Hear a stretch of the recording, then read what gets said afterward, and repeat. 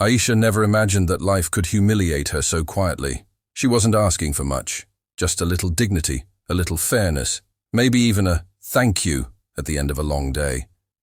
But on that rainy Thursday afternoon, dignity was a luxury she couldn't afford. She had worked at the fruit and vegetable shop since she was 16, packing tomatoes, arranging apples, weighing spinach, and sweeping the floor at the end of every shift. Her hands smelled of garlic even on her off days. Her nails were always chipped, her back always sore. Yet she showed up every morning before sunrise, tied her faded dupatta behind her neck, and set to work as if the entire world depended on it. The shop owner, Shafiq, was not a kind man. He barked more than he spoke. He rarely paid on time. And when he did, he always deducted something for spoilage or lateness, even if it wasn't her fault. Still, Aisha endured it all, because her mother was ill, her younger brother needed school books, and in the narrow, forgotten lane where they lived, jobs didn't come easy. That day, she had skipped lunch again just to finish inventory before evening. She was reorganizing crates when she heard the familiar jingle of the shop bell and the door slammed open. Shafiq staggered in, eyes bloodshot, reeking of alcohol. His shirt was untucked and his belt hung loosely like he hadn't even tried. She stood still, hoping he'd go straight to the back office like he usually did when drunk. But not today. He stopped in front of her, his breath hot with anger. "You think you're some kind of queen here?" he slurred. Aisha blinked. "Sir, I was just—" "Don't you dare answer back," he shouted. "I've had enough of your face, your attitude, your slow hands. You think I don't notice you giving away fruit to poor kids outside? You think this is charity? This is a business." Her throat tightened. "Sir, they were just—" "Out!" he bellowed. "Get out! And don't even think of asking for your salary. You're lucky I let you work here at all." She stood frozen, heart pounding. "But sir, I haven't been paid for last month either." He picked up the weighing scale and hurled it at the ground near her feet. It shattered with a crash that echoed through her chest. "Get out!" Tears spilled down her face before she could even think. Her hands shook as she grabbed her cloth bag, the one that always held a dry piece of bread and a tattered prayer book. She didn't say another word. She knew it wouldn't matter. Outside, the street was muddy. Her sandals sank with every step. Her tears mixed with the rain as she walked home, her legs numb, her face burning with humiliation. Her mother tried to ask what had happened, but Aisha couldn't speak. She just curled up beside the stove, holding her bag close, as if it could protect her from the ugliness of the world. That night, as thunder roared outside, she made herself a silent vow. "One day, I'll become someone so powerful that men, like him, will have to lower their eyes when they hear my name." But the next morning, she did not wake up powerful. She woke up broke, jobless, and with a sick mother coughing in the next room. She stared at the cracked ceiling and whispered to herself, "But I'm not done yet." What she didn't know was that this moment, this cruel, rainy day, was not the end. It was the beginning of a storm that would reshape her entire destiny. Morning after Aisha was thrown out of the shop, she stood before the mirror, staring at her own face, not with vanity, but with quiet confusion, as if trying to find the version of herself that still believed the world could be kind. Her eyes were swollen, her lips pale, her scarf still wet from the night storm. Yet something inside her was refusing to stay broken. With her mother coughing behind the thin curtain and her brother's school bag sitting untouched in a corner, she knew that grief could not be her home. She walked out that morning not in search of comfort, but of any kind of work that would allow her to bring back even a handful of rice. Every knock on a shop door brought the same response. "We're full. No vacancies. We don't hire girls." Some looked her up and down with disgust. Others simply ignored her altogether. But she kept walking, one blistered step at a time, through alleyways of indifference and roads paved with rejection. Days turned into weeks. Aisha began selling small items on a street corner: cut fruit, cheap bangles, tissue packets, anything that required no license and little capital. Her first earnings were so meager she cried on the sidewalk while clutching those 10 rupees in both hands. But she returned the next day, and the day after that. She never sat idle. She learned how to buy in bulk, how to speak to customers with grace, how to position herself where the light hit her table just right so passers-by would notice. She borrowed books from an old man near the bus stop and studied during slow hours. By year's end, she had moved to a better spot, had added vegetables to her items, and even hired a younger girl, Aisha, who had once come begging for food and now smiled while counting money beside her. Each small victory added a thread to her broken soul, stitching it back together with grit instead of gold. And though nights were still lonely and exhaustion still weighed heavily on her bones, Aisha found a new kind of power in her independence. She saved every spare coin. She refused to touch a single rupee unless it was going into her future. Slowly, she took night courses in basic accounting and marketing offered at a local women's center. She would work until dusk, attend classes till 10, return home to her sick mother, and still wake up at dawn to start again. She began to understand suppliers, margins, bulk purchases. Her hands that once trembled beneath cruel voices now moved, with confidence over balance sheets. Her name, once spoken only by creditors or gossiping neighbors, began to carry weight in local circles. Aisha the vendor, Aisha the fighter, Aisha the businesswoman. And yet, despite her growing recognition, she remained deeply rooted in humility. She offered free fruit to school children, gave shelter to struggling women, and paid salaries on time with a gratitude she wished she had once received. But no matter how far she climbed, one face never left her memory. Shafiq, the man who threw her out like trash without a second glance, his laugh, his slurred insults, his disbelief that someone like her could ever rise. That memory wasn't a wound anymore. It was a compass, a reminder of who she was and how far she still wanted to go. By her 3rd year, she had opened her own small shop.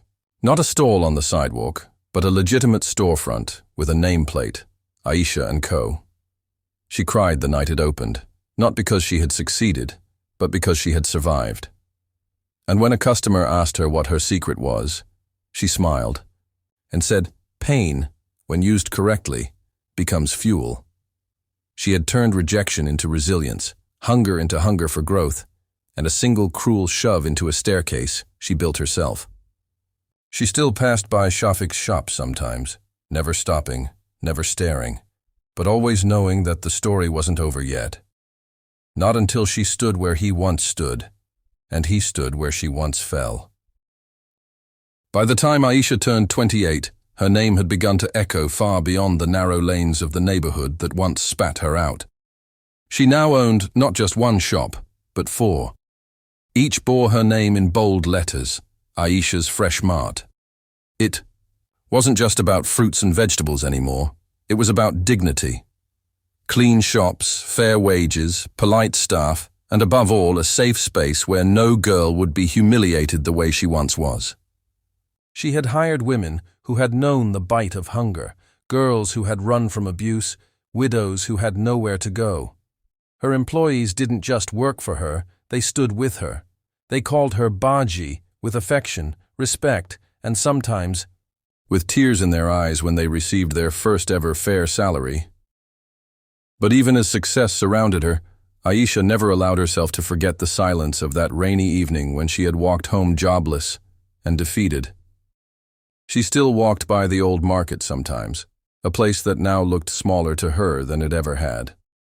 It was there, one evening, that she saw him again, Shafiq. He looked older, hunched, as if life had finally weighed him down.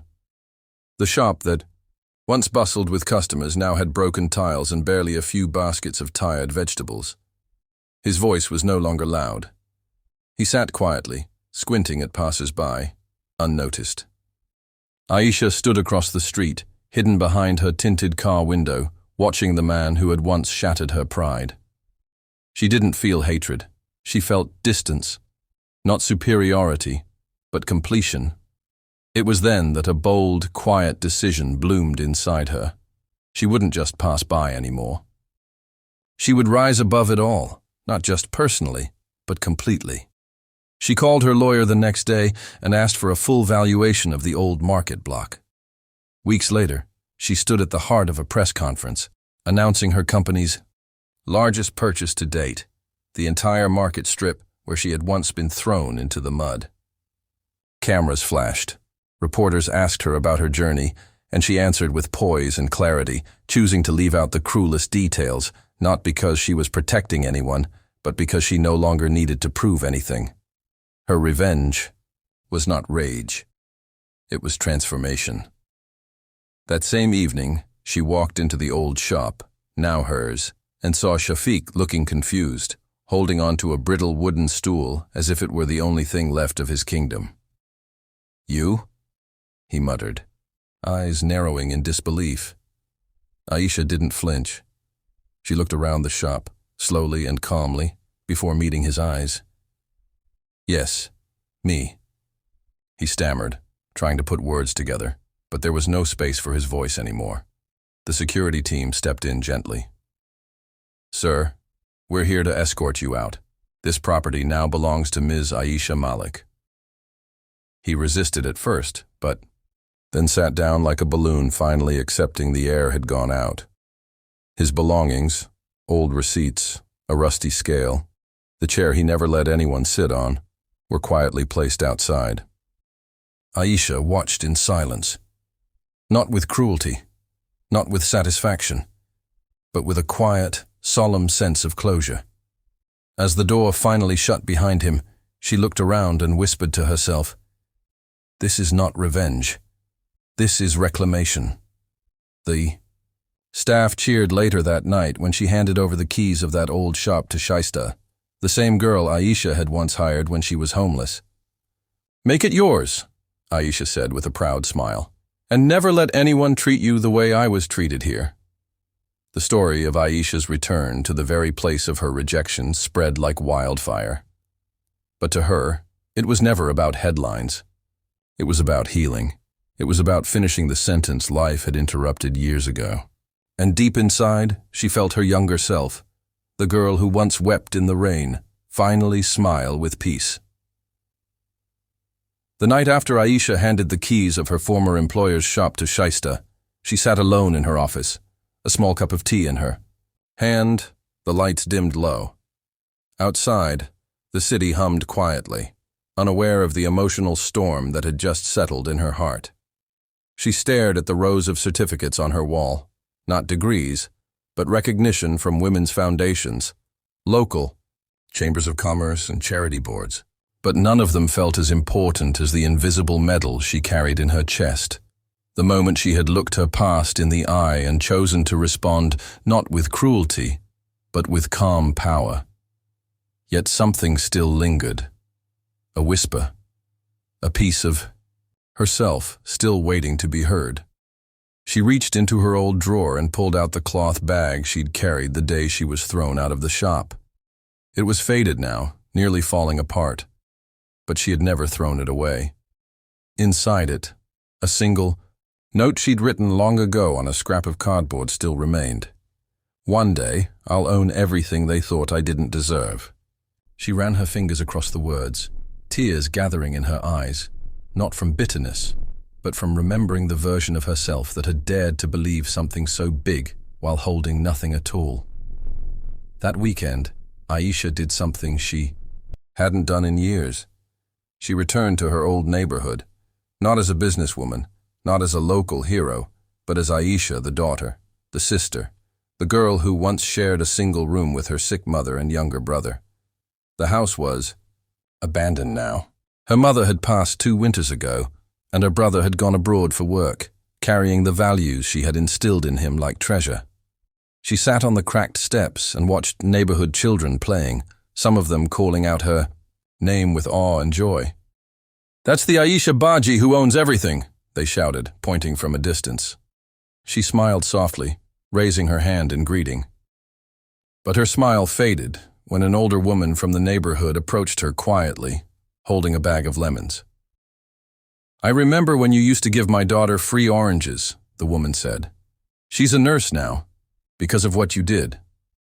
We never forgot." Aisha closed her eyes for a moment, humbled.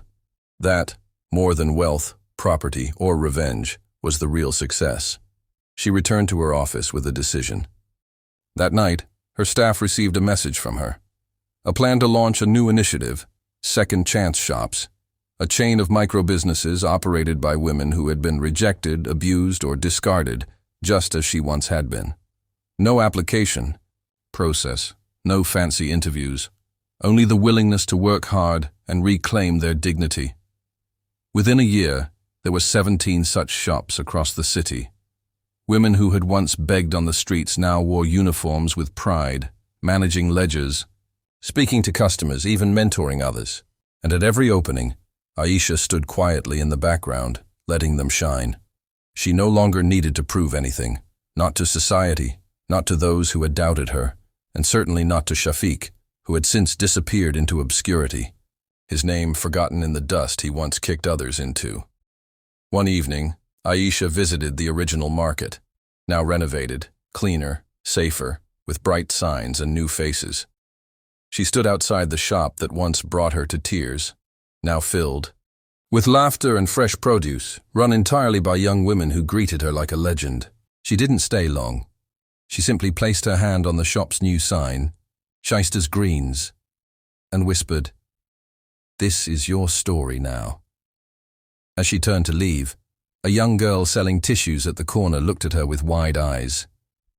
Aisha paused, knelt beside her and asked, "What's your name?" "Nimra," the girl replied softly. Aisha reached into her purse and handed her a card. "Come tomorrow. We have work for you."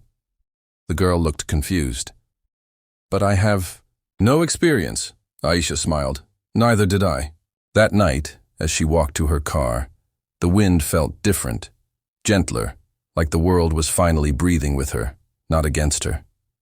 She had spent years carrying the weight of humiliation, climbing mountains made of memory and pain, and now, standing tall, she realized she hadn't just won. She had rewritten the rules. She had broken the cycle.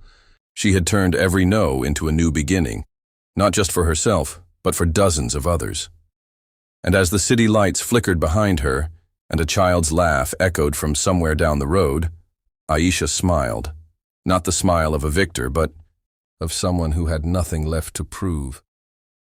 She had built an empire, not from money, but from the ashes of every time someone told her she wasn't enough. And in that silence, where once there had been shouting and rejection, there was now peace. Peace, and the power of a name that had once been whispered in pity, now spoken with pride. Aisha.